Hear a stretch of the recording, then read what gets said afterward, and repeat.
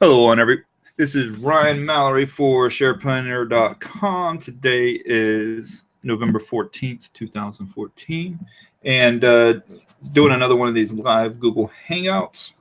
Last week, if you guys remember, I was feeling a little bit under the weather, had a nasty cough.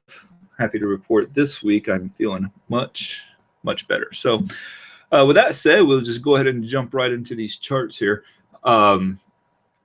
The S&P 500, its state really hasn't changed much from last week. Actually, I'm getting some feedback here, so let me try and straighten that out here. There we go. All right, apologize for that. I was hearing some feedback there, and I had a feeling it was probably going to be leaking into the video, so I wanted to stop that from happening. But yeah, the S&P 500 overall, I mean, the stock is, or the index is yet to have a pullback off of the October 15th lows. I mean, at some point there's got to be a higher low. It just doesn't go parabolical the entire time. Now, similar to like what I think it was July of last year. I don't know if this chart will let me go all the way back that far. Yes, it will. If you look at these June lows right here, it was a pretty heavy sell-off that had happened. Okay, going back to May, June, towards the end of June, it bottomed out, and then we had this rip and rally. Okay, and it too did not have any pullbacks for quite a while, and then about a month into it, you started seeing this little topping process coming about. So if you take this and then you relate it to the current S&P 500, you could see this one's by far a lot steeper of a rally, and it still may continue to go up higher. I don't think you're going to see these big 30 and 40 point moves that we kind of got used to in the early going there. I don't think you're going to see that at this point in the rally. I think you're going to start seeing more of like the 5 to 10 point moves higher with 3 point contractions. You're just not going to see the same kind of enthusiasm out of the stocks because a lot of these things have rallied 10 and 20%. Now, with that said, yes, are we closer to pulling back than we are to where we first began? Yes. Okay, that doesn't mean you go get net short as a result. Now, one thing that is happening today that is a little bit different, say, from the rest of the rally is for the first time since 1016, we may actually close below the 5-day moving average, and that hasn't happened in a long time. So 2038 is the magic number for that. Good chance we don't, because I mean, let's be frank, I mean, we're about 0.7 of a point below it right now, so that's not asking much for the market, and especially with what we've seen with the late antics in the last hour rallies, that it could easily, you know, recover that into the close. So even if we do close a little bit below the 5-day moving average, I don't think that's all of a sudden like, hey, we got to get out of the market. You know, I mean, essentially what we've had this entire week, Monday we had a little bit of a pop, but Tuesday, Wednesday, Thursday, and then again today, it's just been consolidation. And you look at Thursday from last week, you look at Tuesday, Wednesday, Thursday, Friday, what you have is just a bunch of doji candles, and that is a mark of indecision in the markets. It could break higher, it could break lower, and none of us knows which way it goes. Okay,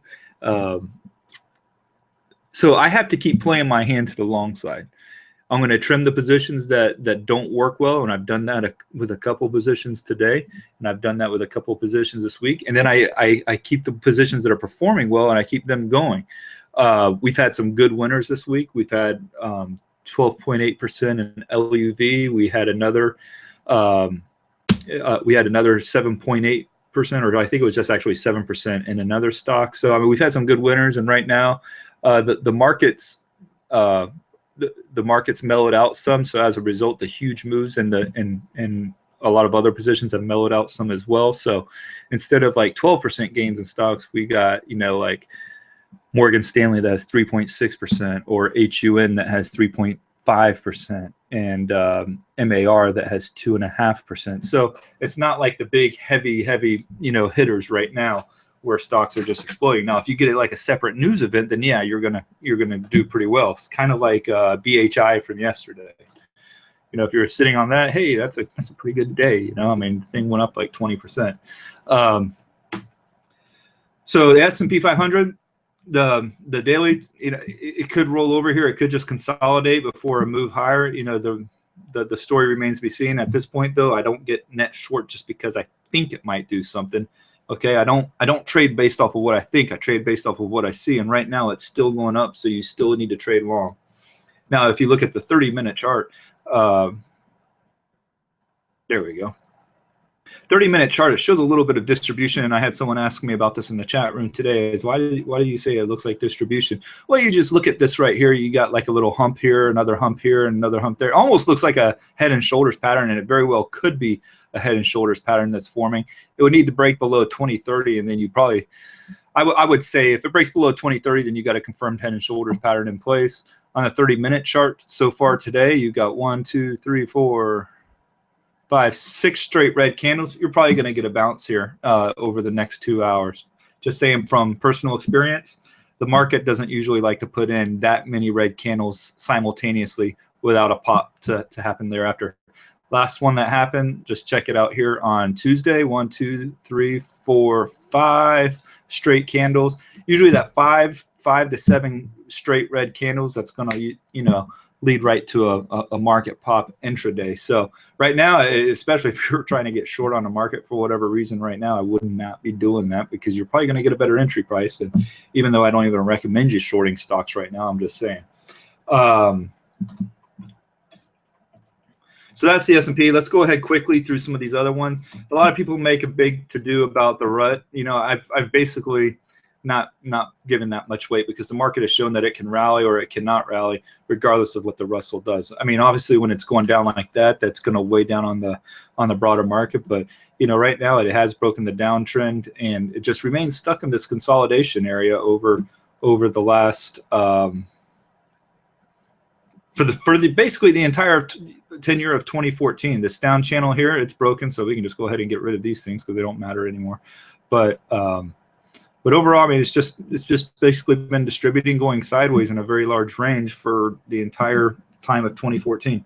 The Dow, I mean, it's similar to the S&P, but this has had the benefit of a lot of big, heavy earnings beats, and because Dow is price weighted, things like IBM and MMM and Visa, they're going to create a huge push higher on an index like this. So Dow is another one I pretty much ignore, but I go over just for the sake of these hangouts because I know there's a lot of people that do go over it. But since the charts look the exact same, you're better off just following the S&P. Nasdaq, it doesn't. It actually shows a little bit more moderation. Of course, this is a huge rally up that the Nasdaq had, but it broke above this like 46.12, 46.13 level and consolidated, and now it's starting to push higher. So I actually think tech looks a lot better than a lot of the other industries out there right now. But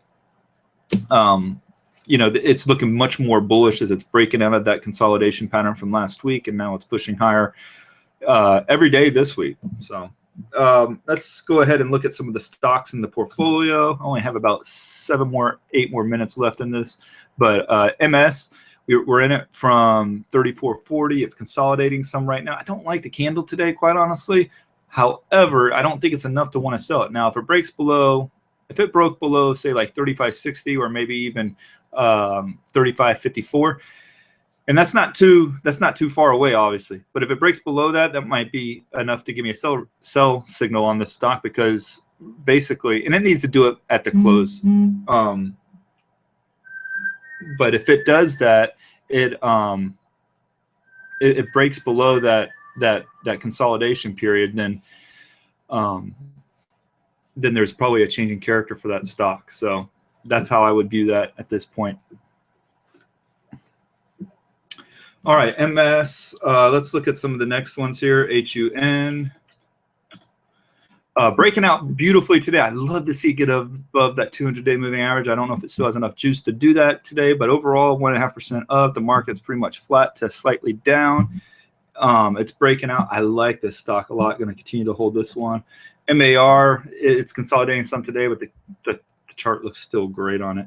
We're up about 2.5% on that stock right now. UA, we got into this on the 12th, so a couple of days ago.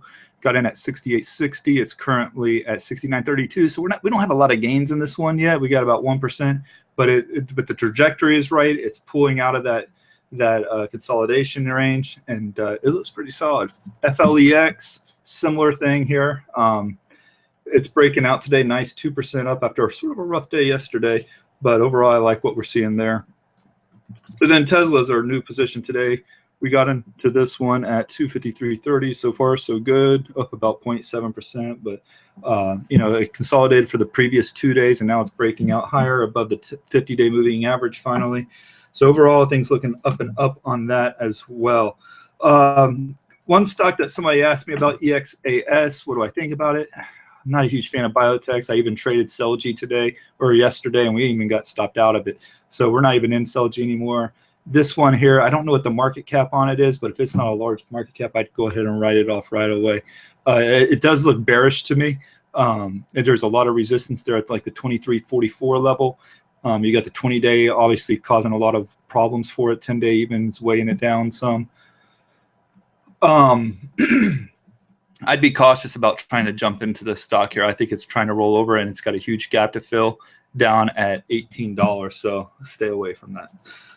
Xilinx, these are a couple of trade setups that I'm looking at right now. I like Xilinx just from XLNX. I like it from that 42.77 level, how it's bouncing off perfectly off of that. You can see it's been a source of support and resistance over the course of this year or the last four or 5 months or so. So I think like INFY that we traded earlier last week or closed out last week, you can see here it sort of did the same thing. It held that support level and then rocketed higher. So I'd be looking for the same thing for XLNX to do a similar maneuver to start popping up higher from here.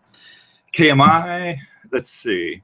Oh man, sucker's breaking out on us today, which stinks. But yeah, this was one that I was watching today. You know, the oil and stock, the reason why I didn't get us into it is just the oil and stock has been difficult. I tried XLE earlier this week, just really couldn't get the right mojo out of that stock or that ETF. And you know, if it's up 3% today, it's probably going to be 4% down on Monday. It's how oil stocks have been working a lot lately, and it's been difficult.